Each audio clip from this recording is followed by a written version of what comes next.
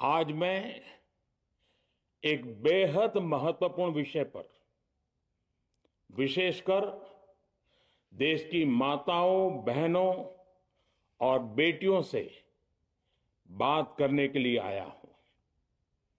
आज भारत का हर नागरिक देख रहा है कि कैसे भारत की नारी शक्ति की उड़ान को रोक दिया गया, उनके सपनों को बेरहमी से कुचल दिया गया। हमारे भरसक प्रयास के बावजूद हम सफल नहीं हो पाए। नारी शक्ति वंदन अधिनियम में संशोधन नहीं हो पाया और मैं इसके लिए सभी माताओं, बहनों, उनसे मैं क्षमा प्रार्थी हूं। साथियों, हमारे लिए देश हित सर्वोपरि है, लेकिन जब कुछ लोगों के लिए दल हित सब कुछ हो जाता है, दल हित देश हित से बड़ा हो जाता है, तो नारी शक्ति को, देश हित को इसका खामियाजा उठाना पड़ता है।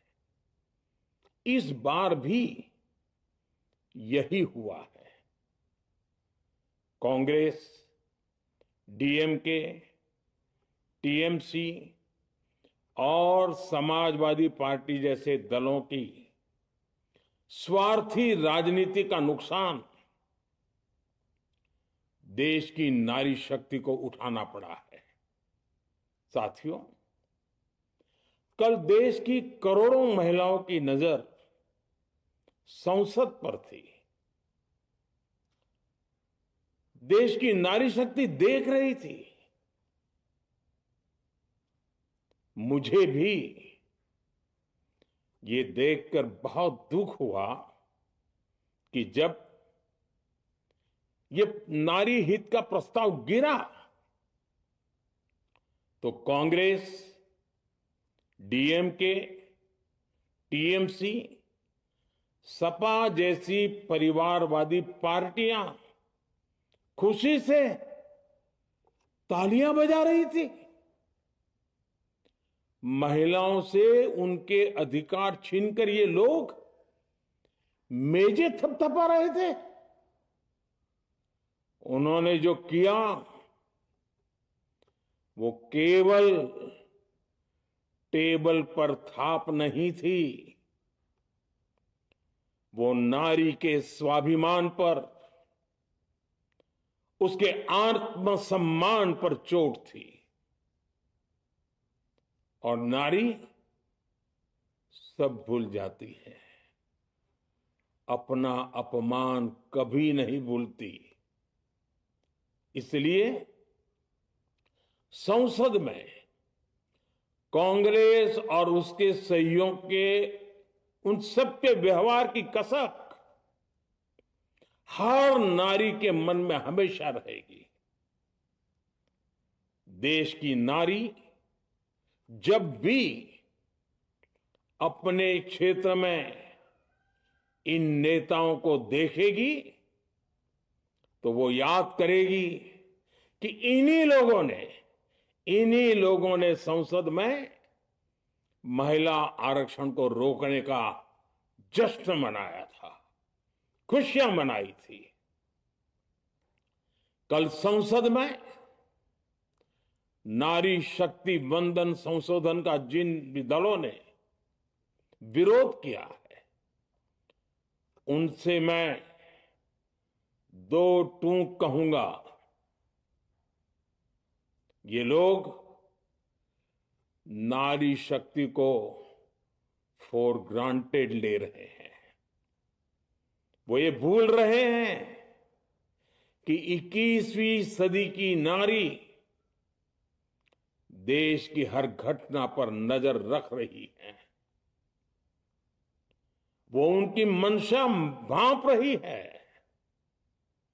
और सच्चाई भी भली भांति जान चुकी है। इसलिए महिला आरक्षण विरोध करके जो पाप विपक्ष ने किया है,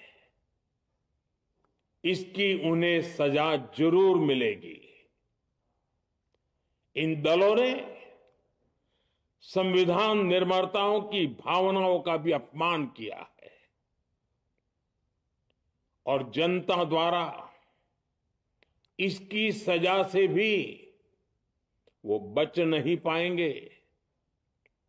साथियों, सदन में नारी शक्ति वंदन संशोधन किसी से भी कुछ छीनने का नहीं था। नारी शक्ति वंदन संशोधन हर किसी को कुछ न कुछ देने का था, देने के लिए संशोधन का था। ये 40 साल से लटके हुए नारी के हक को 2029 के अगले लोकसभा चुनाव से उसका हक देने का संशोधन था। नारी शक्ति वंदन संशोधन 21वीं सदी के भारत की नारी को नए अवसर देने, नई उड़ान देने, उसके सामने से बाधाएं हटाने का महायज्ञ था। देश की 50% यानी आधी आबादी को उसका अधिकार देने का साफ नियत के साथ, ईमानदारी के साथ किया गया एक पवित्र प्रयास था। नारी को भारत की विकास यात्रा में सहयात्री बनाने और सबको जोड़ने का प्रयास था। नारी शक्ति वंदन संशोधन समय की मांग है। नारी शक्ति वंदन संशोधन उत्तर, दक्षिण, पूर्व, पश्चिम सभी राज्यों की, हर राज्य की शक्ति में समान वृद्धि का प्रयास था। ये संसद में सभी राज्यों की आवाज को अधिक शक्ति देने का प्रयास था। राज्य छोटा हो, राज्य बड़ा हो, राज्य की आबादी कम हो या राज्य की आबादी ज्यादा हो, सबकी समान अनुपात में शक्ति बढ़ाने की कोशिश थी। लेकिन इस ईमानदार प्रयास की कांग्रेस और उसके सहयोगियों ने सदन में पूरे देश के सामने भ्रूण हत्या कर दी है।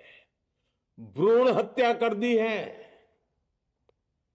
ये Congress, TMC, Samajwadi party, DMK जैसे दल इस भ्रूण हत्या के गुनहगार हैं। ये देश के संविधान के अपराधी हैं। ये देश की नारी शक्ति के अपराधी हैं। साथियों, कांग्रेस महिला आरक्षण के विषय से ही नफरत करती है। उसने हमेशा से ही महिला आरक्षण को रोकने के लिए षड्यंत्र किए हैं। इस दिशा में पहले जितनी बार भी प्रयास हुए, हर बार कांग्रेस ने इसमें रोड़े अटकाए हैं।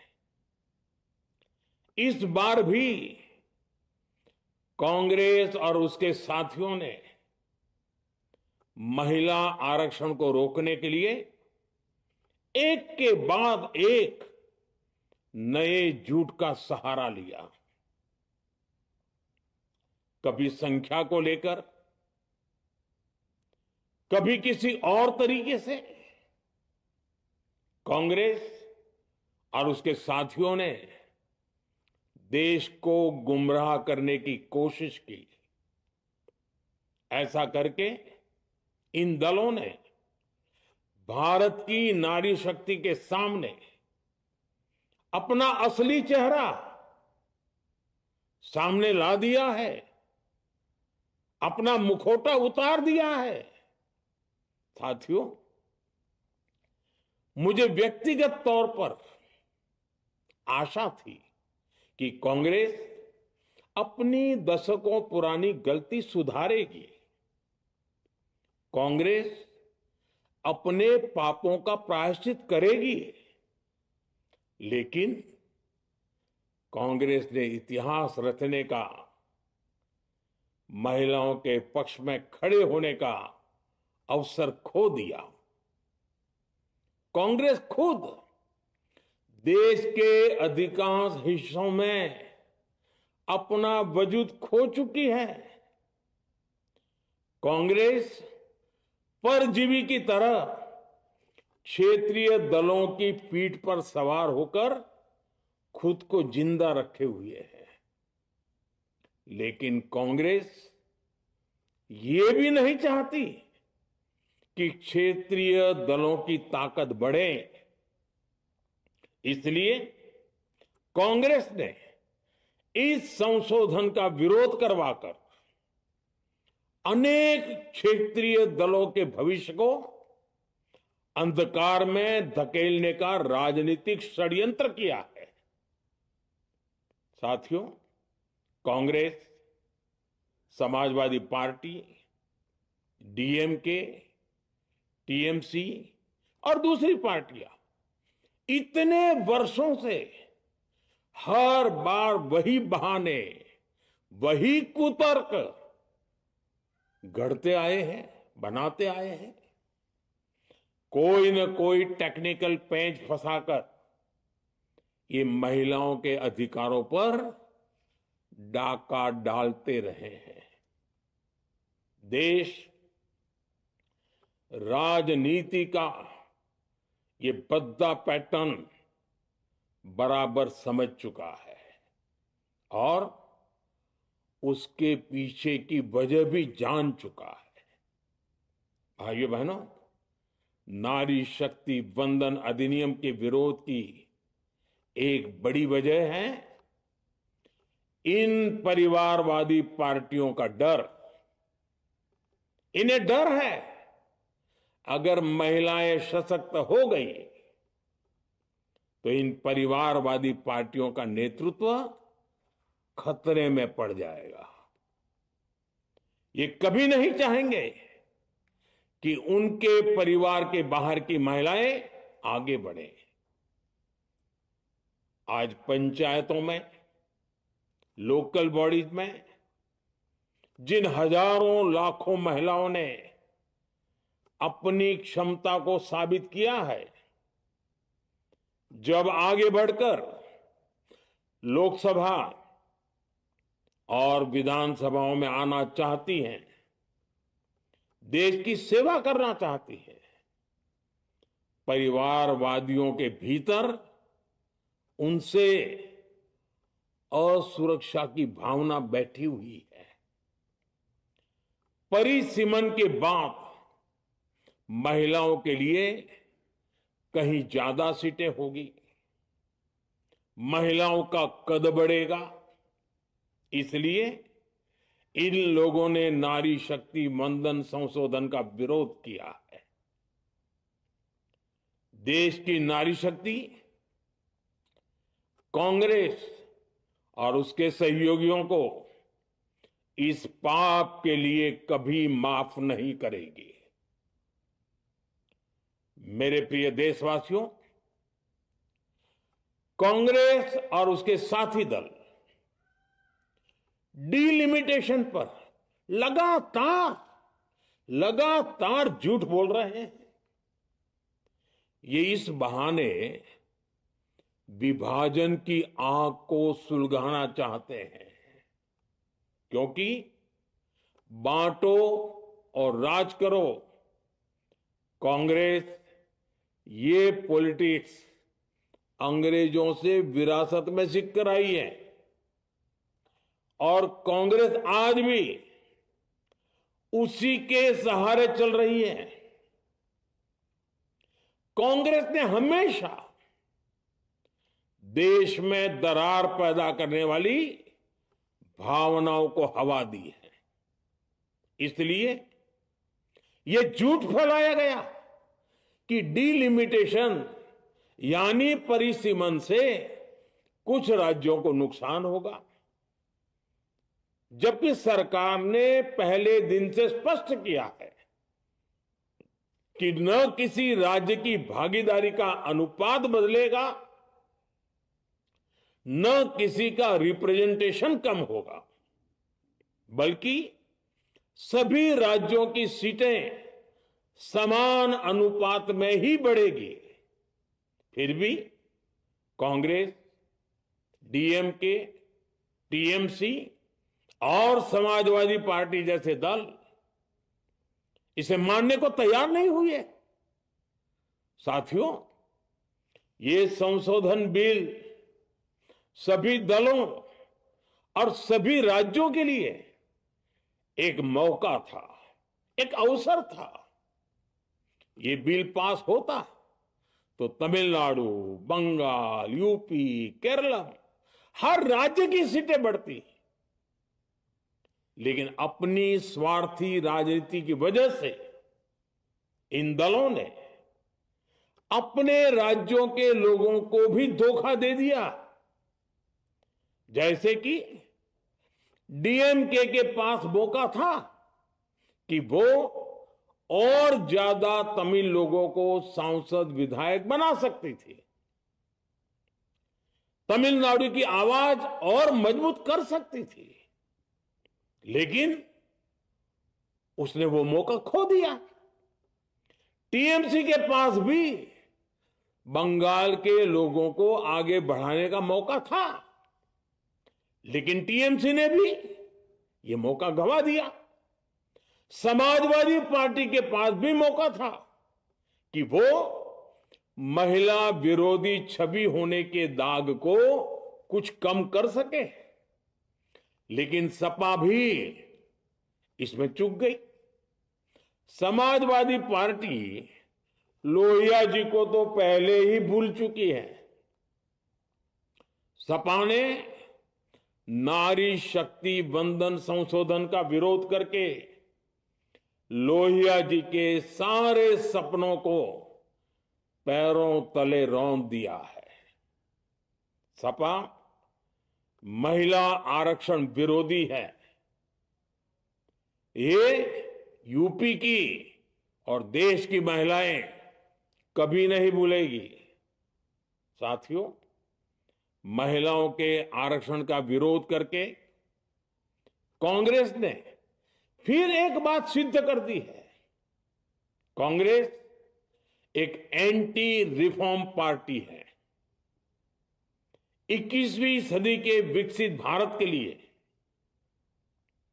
जो भी निर्णय, जो भी रिफॉर्म जरूरी है, जो भी निर्णय देश ले रहा है, कांग्रेस उन सब का विरोध करती है, उसे खारिज कर देती है, उस काम के अंदर खलल डालती है। यही कांग्रेस का इतिहास है और यही कांग्रेस की नेगेटिव पॉलिटिक्स है।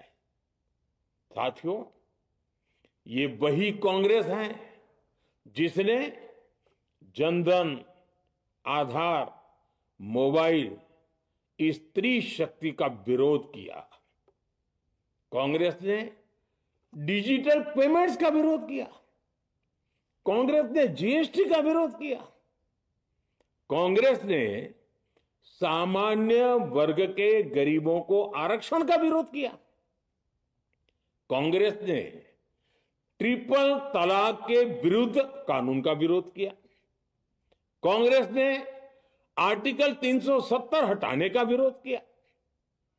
हमारा संविधान, हमारे कोर्ट जिस यूनिफॉर्म सिविल कोड, समान नागरिक आचार संहिता को, यूसीसी को जरूरी बताते हैं, कांग्रेस उसका भी विरोध करती है। रिफॉर्म का नाम सुनते ही कांग्रेस विरोध की तख्ती लेकर दौड़ पड़ती है। ऐसा कोई भी काम जिससे देश मजबूत होता है, कांग्रेस उसमें बाधाएं खड़ी करने के लिए पूरी शक्ति लगा देती है। Congress one nation one election का विरोध करती है। कांग्रेस देश में घुसपैठियों को भगाने का विरोध करती है। कांग्रेस मतदाता सूची के शुद्धिकरण, एसआईआर का विरोध करती है। कांग्रेस वक्फ बोर्ड में रिफॉर्म का विरोध करती है। साथियों, कांग्रेस ने शरणार्थियों को सुरक्षा देने वाले सीएए कानून तक का विरोध किया। इस पर झूठ बोलकर, अफवाहें फैलाकर देश में बवंडर खड़ा कर दिया। कांग्रेस माओवादी नक्सली हिंसा को समाप्त करने के देश के प्रयासों में भी रुकावटें डालती है। कांग्रेस का एक ही पैटर्न रहा है, कोई भी रिफॉर्म आए तो झूठ बोलो, भ्रम फैलाओ। इतिहास साक्षी है, कांग्रेस ने हमेशा यही नेगेटिव रास्ता चुना है। साथियों, जो भी कार्य देश के लिए जरूरी फैसला होता है, कांग्रेस इसको कारपेट के नीचे डाल देती है। कांग्रेस के इसी रवैये की वजह से भारत विकास की उस ऊंचाई पर नहीं पहुंच पाया जिसका भारत हकदार है। आजादी के समय उस दौर में हमारे साथ और भी कई देश आजाद हुए थे। ज्यादातर देश हमसे बहुत आगे निकल गए और इसकी वजह थी कि कांग्रेस हर रिफॉर्म को रोककर बैठी रही। लटकाना, भटकाना, अटकाना, यही कांग्रेस का सिद्धांत रहा है, यही कांग्रेस का वर्क कल्चर रहा है। कांग्रेस ने पड़ोसी देशों के साथ सीमा विवादों को लटकाया। कांग्रेस ने पाकिस्तान के साथ पानी बंटवारे से जुड़े विवादों को लटकाया। कांग्रेस ने ओबीसी आरक्षण के निर्णय को 40 साल तक लटकाए रखा। कांग्रेस ने सैनिकों के लिए वन रैंक वन पेंशन को 40 साल तक रोके रखा। साथियों, कांग्रेस के इस रवैये ने हमेशा देश का बहुत बड़ा नुकसान किया है।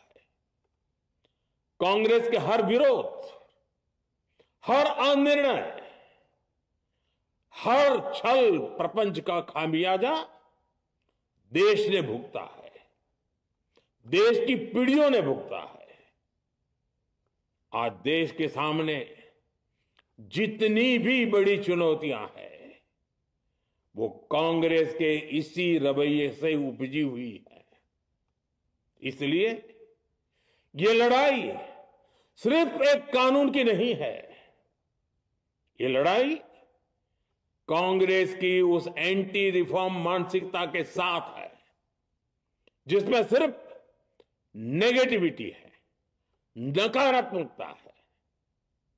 और मुझे इसमें कोई संदेह नहीं है कि देश की सभी बहनें बेटियां कांग्रेस की इस मानसिकता को करारा जवाब दे के रहेगी।